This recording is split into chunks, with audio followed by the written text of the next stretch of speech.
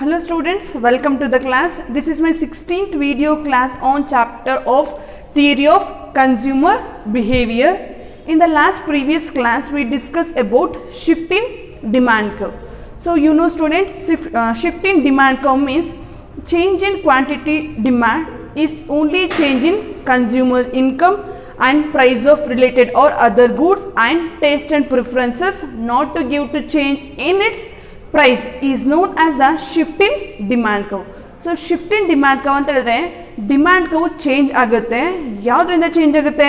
Consumer income ಇಂದ, taste and preferences ಇಂದ and price of other goods ಇಂದ demand curve changes ಆಗುತ್ತೆ. ಪ್ರೈಸ್ನ ಬಿಟ್ಟು, ಪ್ರೈಸ್ ಎಕ್ಸೆಪ್ಟ್ ಪ್ರೈಸ್ ಏನಾಗಿರುತ್ತೆ ಇಲ್ಲಿ ಕಾನ್ಸ್ಟೆಂಟ್ ಆಗಿರುತ್ತೆ. ಪ್ರೈಸ್ ಕಾನ್ಸ್ಟೆಂಟ್ ಆಗಿದ್ದು ಕನ್ಸ್ಯೂಮರ್ ಇನ್ಕಮ್ ಮತ್ತು ಟೇಸ್ಟ್ ಆ್ಯಂಡ್ ಪ್ರಿಫರೆನ್ಸಸ್ ಮತ್ತು price of other goods or related ಗೂಡ್ಸಿಂದ ಡಿಮ್ಯಾಂಡ್ ಕರ್ವ್ ಏನಾದರೂ ಶಿಫ್ಟ್ ತೊಗೊಂಡ್ರೆ, ಇಲ್ಲ rightward shift or leftward shift ತೊಗೊಂಡ್ರೆ is known as the shifting demand curve ಅಂತೇಳಿ ರೆಫರ್ ಮಾಡ್ತೀವಿ.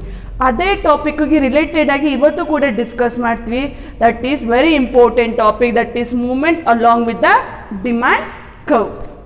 It is very important question in 4 marks.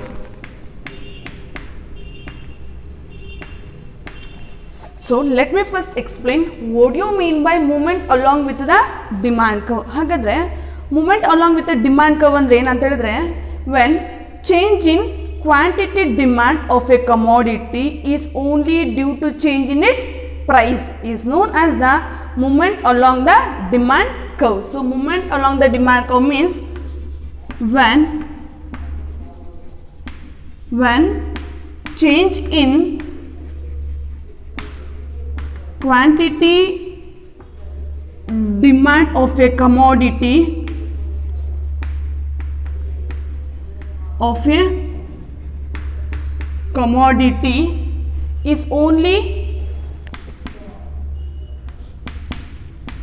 is only due to change in its price is known as the movement along with the demand curve. So movement along with the demand curve ಅಂತ ಹೇಳಿದ್ರೆ demand curve change ತಗೊಳುತ್ತೆ. ಅರ್ಥ ಆಗ್ತಿಲ್ಲ? When change in quantity demand, ಯಾವಾಗ quantity demand change ಆಗುತ್ತೆ ಅಂತ ಹೇಳಿದ್ರೆ is only due to change in its ಪ್ರೈಸಿಂದ ದ ಕ್ವಾಂಟಿಟಿ ಡಿಮ್ಯಾಂಡ್ ಏನಾದರೂ ಮೂಮೆಂಟ್ ತಗೊಂಡ್ರೆ, ಇಲ್ಲ ಅಪ್ವರ್ಡ್ ಮೂಮೆಂಟ್, ಇಲ್ಲ ಅಂದರೆ ಡೌನ್ವರ್ಡ್ ಮೂಮೆಂಟ್ ಏನಾದ್ರು ತಗೊಂಡ್ರೆ ಆ ಒಂದು ಏನಂತ ಕರಿತೀವಿ ಅಂತ ಹೇಳಿದ್ರೆ movement along with the demand curve. ಅದೇ ಶಿಫ್ಟ್ ಇನ್ ಡಿಮ್ಯಾಂಡ್ ಕರ್ವ್ ಏನಾಗ್ತಿತ್ತು? When change in quantity demand is change in consumer income and price of other goods or related goods and taste and preferences, not to give to change in its price na ಬಿಟ್ಟು consumer income ಇಂದ, taste and preferences ಇಂದ, price of other goods ಇಂದ demand curve shift ತಗೊಳ್ತಿತ್ತು. Price ಏನಾಗಿರ್ತಿತ್ತು ಅಲ್ಲಿ constant ಆಗಿರ್ತಿತ್ತು. ಅದೇ movement along with demand curve ಅಲ್ಲಿ ಡಿಮ್ಯಾಂಡ್ ಕರ್ವ್ ಚೇಂಜ್ ತಗೊಳ್ಳುತ್ತೆ. ಯಾವುದರಿಂದ? Only price due to change in its ಪ್ರೈಸಿಂದಾಗಿ ಮಾತ್ರ ಡಿಮ್ಯಾಂಡ್ ಕರ್ವ್ ಚೇಂಜ್ ಆಗುತ್ತೆ. Other things remaining constant. Other things ಎಲ್ಲ ಏನಾಗಿರುತ್ತೆ? ಕಾನ್ಸ್ಟೆಂಟ್ ಆಗಿದೆ. ಯಾವುದು other things? Consumer income and taste and preferences and price of other goods or related goods, ಈ ಮೂರೂ ಕೂಡ ಕಾನ್ಸ್ಟೆಂಟ್ ಆಗಿದ್ದು ಓನ್ಲಿ ಪ್ರೈಸಿಂದ ಮಾತ್ರ ಡಿಮ್ಯಾಂಡ್ ಕರ್ವ್ ಮೂಮೆಂಟ್ ತಗೊಂಡ್ರೆ is known as the movement along with the demand curve. Understood? When price is more the demand is less, when price is less the demand is more. ನಿಮ್ಗೆ already ಗೊತ್ತಿದೆ, when the price is increase ಆದರೆ the demand ಏನಾಗುತ್ತೆ? Decrease ಆಗುತ್ತೆ. when the price is decreases the demand is increases. so there is a inverse relationship between demand and price ಮತ್ತು demand ಮಧ್ಯ inverse relationship ಇರುತ್ತೆ. when the price is more ಇದ್ರೆ the demand is less ಇರುತ್ತೆ. when the price is less ಇದ್ರೆ the demand is more ಇರುತ್ತೆ. so there is a inverse relationship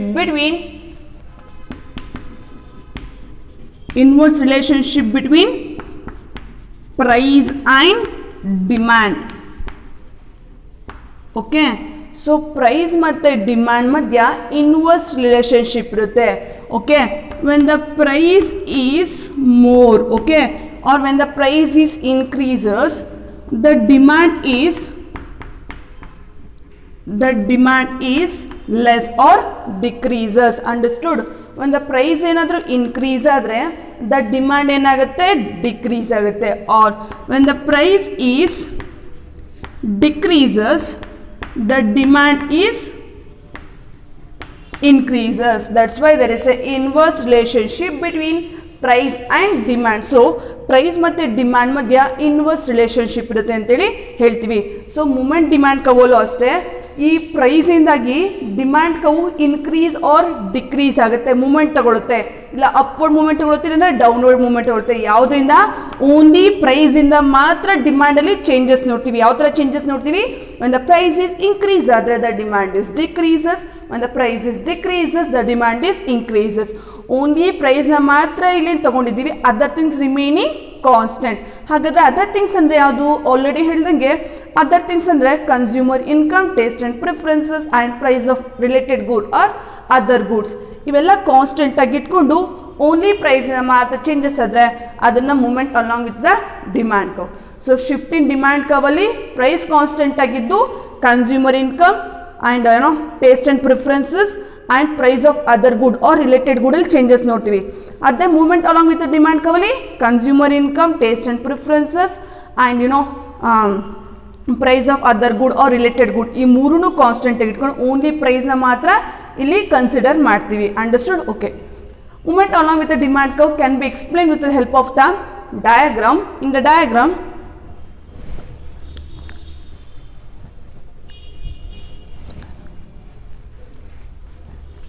let me first take OX axis and OY axis.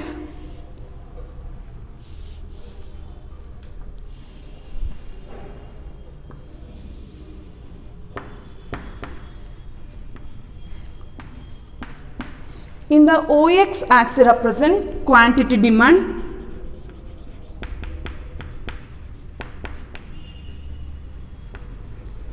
in the OY axis represent price. Okay.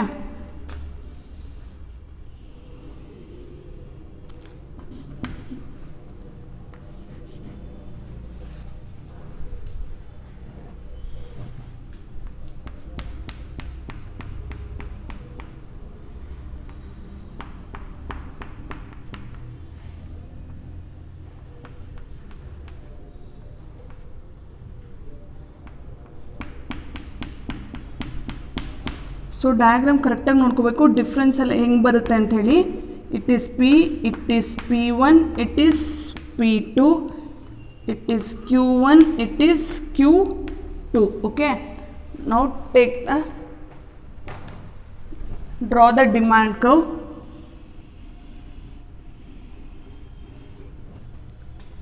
is demand curve DD. DD represent demand curve. It is E, it is B point, it is point A. Okay.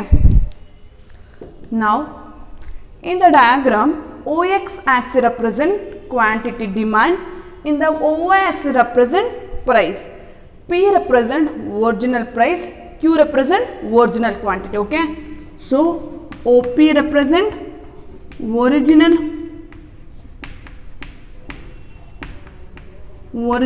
price, OQ represent original quantity.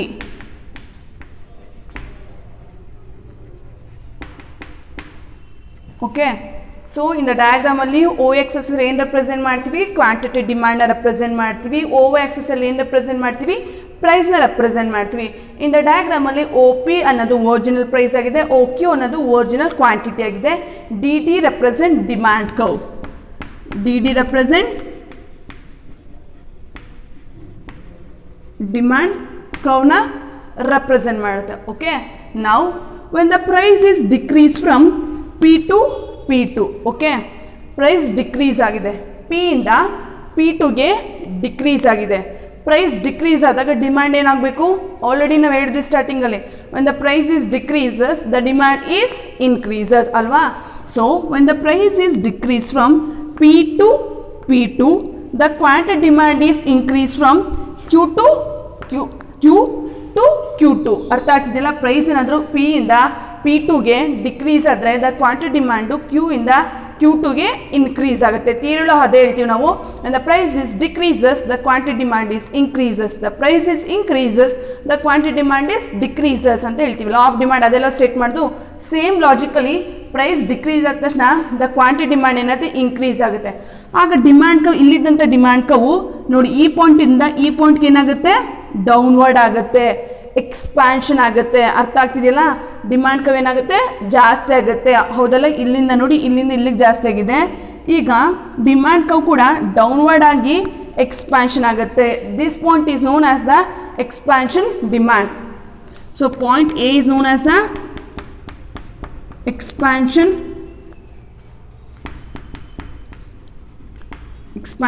Of demand. Demand cow ಏನಾಗಿದೆ expansion ಅಂದರೆ ಜಾಸ್ತಿ broad ಆಗಿದೆ.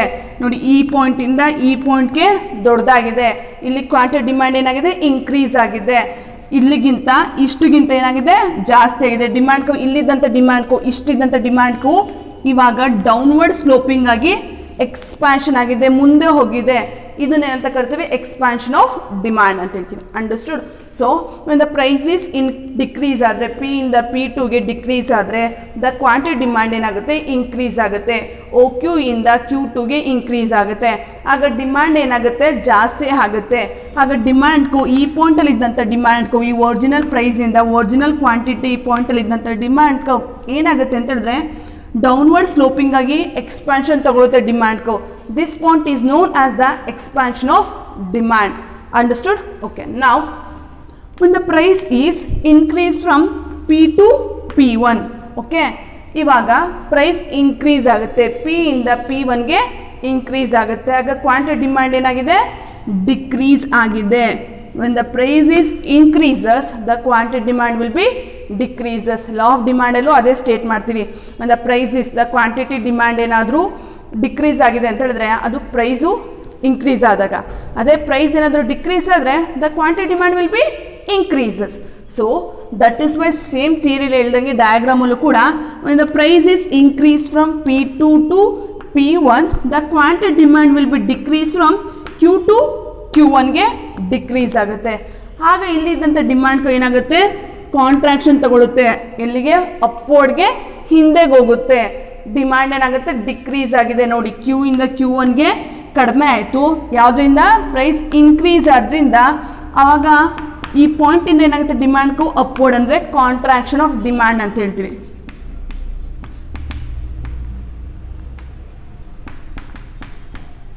Of demand. Okay.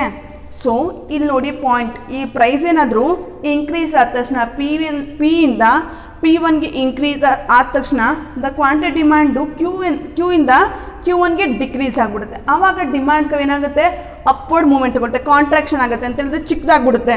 Demand cow ಮೇಲೋಗುತ್ತೆ. ಇದು ಈ ಪಾಯಿಂಟ್ನೇ ಅಂತ ಕರಿತೀವಿ. ಯಾವ point point ಬಿನೇ. ಇಲ್ಲಿ ನೋಡಿ ಈ ಪಾಯಿಂಟ್ ಹೆಚ್ಚಾಗಿದ್ದಿಲ್ಲ, ಈ ಪಾಯಿಂಟ್ ಬಿನೇ ಅಂತ ಹೇಳ್ತೀವಿ ಅಂತ ಹೇಳಿದ್ರೆ ಕಾಂಟ್ರಾಕ್ಷನ್ ಆಫ್ ಡಿಮಾಂಡ್ ಅಂತೇಳಿ ರೆಫರ್ ಮಾಡ್ತೀವಿ. So movement along with the demand ಕವಲ್ಲಿ ಡಿಮಾಂಡ್ ಕವ್ ಮೂಮೆಂಟ್ ತಗೊಳುತ್ತೆ.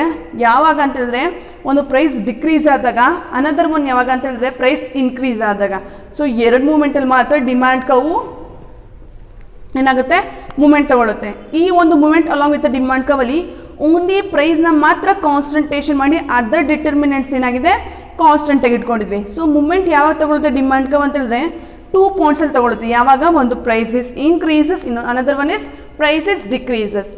ಫಸ್ಟ್ ಮೂಮೆಂಟಲ್ಲಿ ಪ್ರೈಸ್ ಇನ್ಕ್ರೀಸ್ ಆದಾಗ ದ ಡಿಮಾಂಡ್ ಏನಾಗುತ್ತೆ ಡಿಕ್ರೀಸ್ ಆಗುತ್ತೆ. ಹೌದಲ್ಲ? ಸೊ ಪ್ರೈಸ್ ಇನ್ಕ್ರೀಸ್ ಆದಾಗ the demand will be decreases. ಆ ಪಾಯಿಂಟ್ನೇ ಅಂತ ಕರಿತೀವಿ ಕಾಂಟ್ರಾಕ್ಷನ್ ಆಫ್ ಡಿಮಾಂಡ್ ಅಂತ ಹೇಳ್ತೀವಿ. when the price is decreases the demand is increases.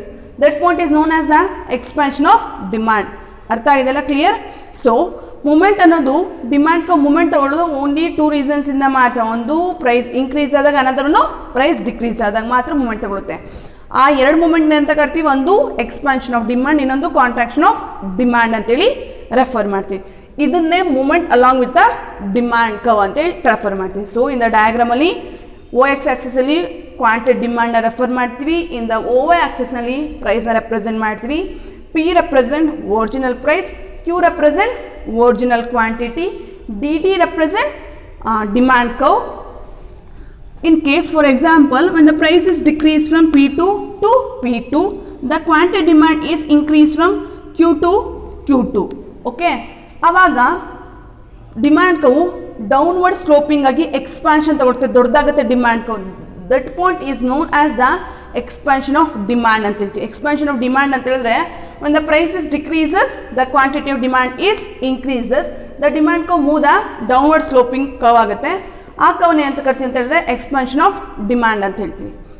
As the same logic, when the prices increases to P2 to P1, the quantity demand is decreased from Q2 to Q1. The demand ಏನಾಗುತ್ತೆ ಇಲ್ಲಿ ಕಡಿಮೆ ಆಯಿತು. ಈಗ demand curve upward movement ಆಗಿ contraction ತಗೊಳುತ್ತೆ. That point is known as the contraction of demand ಅಂತೇಳಿ refer ಮಾಡ್ತೀವಿ. Okay, it is very important question in 4 marks, so note it down carefully. And ಡಯಾಗ್ರಾಮ್ನ ಇದೇ ಥರ ಬರೀಬೇಕು, ಡಿಫ್ರೆನ್ಸಿಯೇಷನ್ ತೋರಿಸ್ಬೇಕು, ಯಾವುದು ಒರಿಜಿನಲ್ ಆ್ಯಂಡ್ ಯಾವುದು ಇನ್ಕ್ರೀಸ್ ಆಗಿದೆ, ಯಾವುದು ಡಿಕ್ರೀಸ್ ಆಗಿದೆ ಅಂತ. Okay, so in the today ಕ್ಲಾಸಲ್ಲಿ we discuss about movement along with the demand curve ಬಗ್ಗೆ ಡಿಸ್ಕಸ್ ಮಾಡಿದ್ವಿ. ಇದು one of the very important question in 4 marks ಕೇಳ್ತಾರೆ. ಸೊ ಶಿಫ್ಟಿಂಗ್ ಡಿಮ್ಯಾಂಡ್ ಕರ್ವ್ ಮತ್ತು movement along with the demand curve ಎರಡೂ combine ಮಾಡಿ 6 marks ಕ್ವಶನ್ಗೂ ಕೂಡ ಕೇಳ್ತಾರೆ. ಸೊ 2 ಚಾನ್ಸಸ್ ಇದೆ, ಒಂದು 4 marks ಕೂಡ ಬರುತ್ತೆ, ಅನದರ್ ಒನ್ 6 marks ಕೂಡ ಬರುತ್ತೆ. ಯಾವುದನ್ನ ಕೇಳಿ, ಶಿಫ್ಟಿಂಗ್ ಡಿಮ್ಯಾಂಡ್ ಕರ್ವ್ ಮತ್ತು movement along with the demand curve ಎರಡು ಕೂಡ ಕಂಬೈನ್ ಆಗಿ 6 marks ಕೂಡ ಕೇಳ್ತಾರೆ. Shifting demand curve ಅಲ್ಲಿ when change in quantity demand of commodity is change in consumer income, price of other good or related good consumer income not to give to change in its price is known as the shifting demand curve.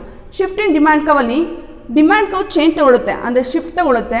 ಯಾವುದರಿಂದ shift ತಗೊಳುತ್ತೆ ಅಂತ ಹೇಳಿದ್ರೆ consumer income, taste and preferences and price of other ಗೂಡ್ಸಿಂದ price ಏನಾಗಿರುತ್ತೆ, constant ಆಗಿರುತ್ತೆ. Movement along with the demand curve ಅಲ್ಲಿ when change in quantity demand is only due to change in its price, other things remaining constant. Other things refers to consumer income, price of related good or other goods and taste and preferences. ಈ ಮೂರು constant ಆಗಿ ಇಟ್ಕೊಂಡು price ಇಂದ demand changes ತಗೊಂಡಿದ್ರೆ ಅದನ್ನ movement along with the demand curve ಅಂತ ಹೇಳ್ತೀವಿ. So when price is more, the demand is less. When the price is less, the demand is more. ಆವಾಗ ಮಾತ್ರ ಡಿಮ್ಯಾಂಡ್ ಕರ್ವ್ ಚೇಂಜ್ ಆಗುತ್ತೆ, ಒಂದು ಎಕ್ಸ್ಪಾನ್ಷನ್ ಆಗುತ್ತೆ, ಇನ್ನೊಂದು ಕಾಂಟ್ರಾಕ್ಷನ್ ಆಗುತ್ತೆ. Okay, this is very important question in 4 marks. Note it down carefully. Thank you.